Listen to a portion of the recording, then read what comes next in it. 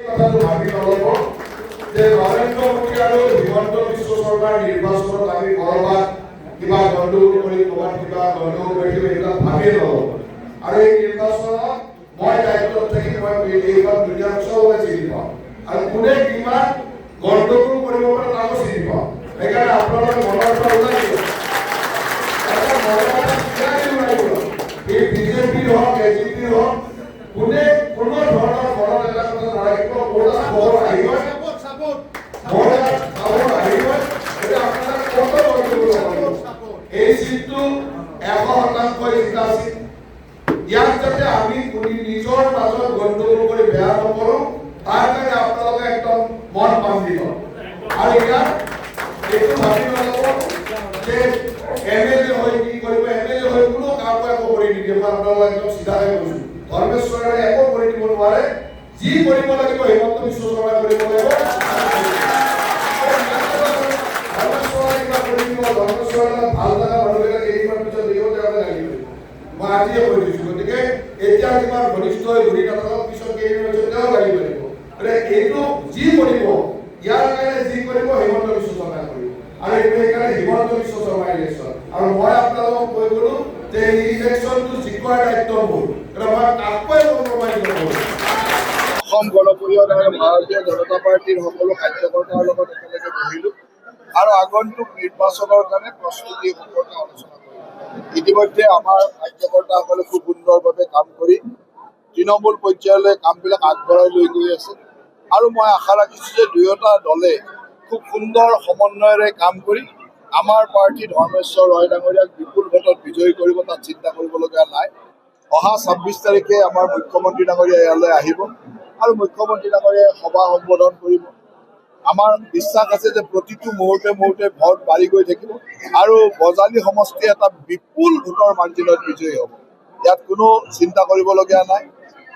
বিভিন্ন সময়ত বিভিন্ন কথা যদি ওলাই থাকে, মই এটা কথা জানো যে আমাৰ তৃণমূল পৰ্যায়ৰ কৰ্মীসকলৰ এটাই লক্ষ্য যে অসমত পুনৰবাৰ মিত্ৰ দলৰ চৰকাৰ কৰিব লাগে, হিমন্ত বিশ্ব শৰ্মা ডাঙৰীয়াক মুখ্যমন্ত্ৰী কৰিব লাগে, যাতে আমি অসমখনক পূৰ্ণ গতিত আগবঢ়াই নিব পাৰোঁ, এখন বিকশিত অসম কৰিব পাৰোঁ আৰু এখন সুৰক্ষিত খিলঞ্জীয়া মানুহৰ অসম কৰিব পাৰোঁ।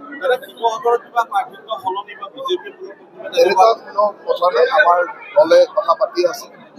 কথাটো হ'ল যে শিৱসাগৰত আমি বিজয়ী হ'বৰ কাৰণে কি কৰিব লাগে সেই সম্পৰ্কে দলে আলোচনা কৰি আছে।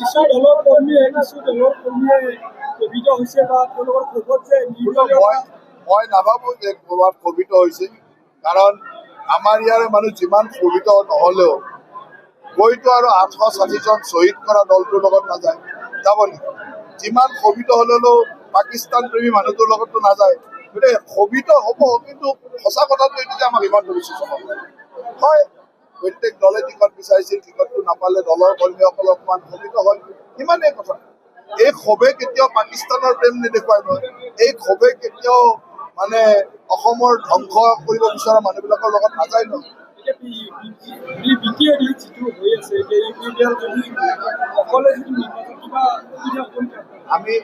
আমাৰ কথা হ'ল যে NDA হিচাপে আমি 15টা চিটত খেলিছোঁ। ভাৰতীয় জনতা পাৰ্টিৰ চিম্বল 4টাত আছে, BPFৰ চিম্বল 11টাত আছে। আমি এই জোট বন্ধনটোৱে এতিয়া জানো। এই জোট বন্ধনে 15খনৰ 15খন আসনে পাব। বাকী কোনে কি ইলেকশ্যন খেলিছে ইলেকশ্যনৰ পিছদিনাখন হ'ব।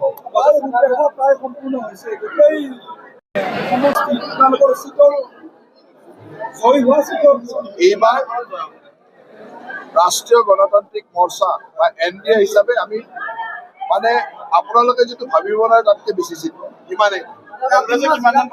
মই বেলেগে কিমান পাব নাজানো। মই এটা কথাই জানো যে আজিৰ তাৰিখত 23-24টা সমষ্টি এনেকুৱা আছে যিবিলাকত আমি নোৱাৰোঁ। তাত কোনে পায়, কংগ্ৰেছে পায়, UDF পায়, মানে ৰাইজৰ দলে পায়, লুৰিণৰ দলে পায়, কোনে পায় আমাৰ কোনো মতলব নাই। সেই 23-24টা সমষ্টিটো আমাৰ নহয়। এতিয়া কোনো হিন্দু মানুহে, সনাতন বিশ্বাস কৰা মানুহে আৰু মিয়াক মানে ভাল নোপোৱা মানুহে কোনোৱে কংগ্ৰেছ কৰিব নোৱাৰে। কংগ্ৰেছ একমাত্ৰ দুটা চনামে কৰিব পাৰে, এটা হ'ল মিয়াক ভাল পোৱা মিয়া প্ৰেমী মানুহ বা মিয়া, দ্বিতীয় হ'ল যাৰ মাক বাপেক মন্ত্ৰী, বিধায়ক, মুখ্যমন্ত্ৰী আছে। এই দুটা শ্ৰেণীয়ে কৰিব পাৰে, তাত বাহিৰে কেনেকৈ কংগ্ৰেছ কৰিব? কংগ্ৰেছৰ ৰাজীৱ ভৱনত বিদ্ৰোহ সৃষ্টি হৈছে। কংগ্ৰেছৰ ৰাজীৱ ভৱনত এতিয়া য'ত মিয়া থাকিব তাতো গুচিয়া গুচি হ'বই মিয়া থাকিলে মাৰপিট হয় গতিকে মিয়াৰটো আৰু তেজতে আছে মাৰপিট কৰিব আৰু এইটো ইমান কথা একো নাই মিয়া মাৰপিট কৰি থাকিব আমি তাত চাবলগীয়াও নাই আৰু হিন্দু মানুহবিলাক যিবিলাক সনাতনী মানুহ তাত আছে তেওঁলোকো নাই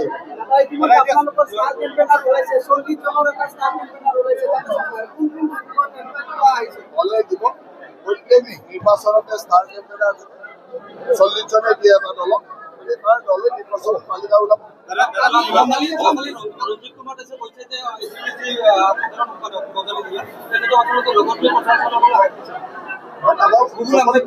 সকলোকে লৈছো ল'বলৈ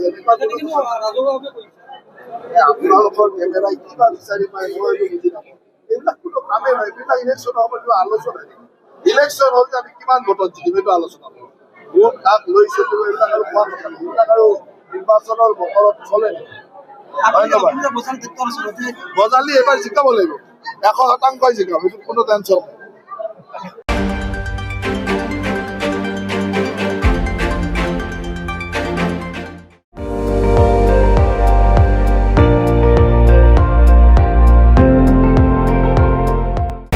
আপুনি চাই আছে ND24 সৰ্বশ্ৰেষ্ঠ নহয় সৰ্বোত্তমৰ দৌৰত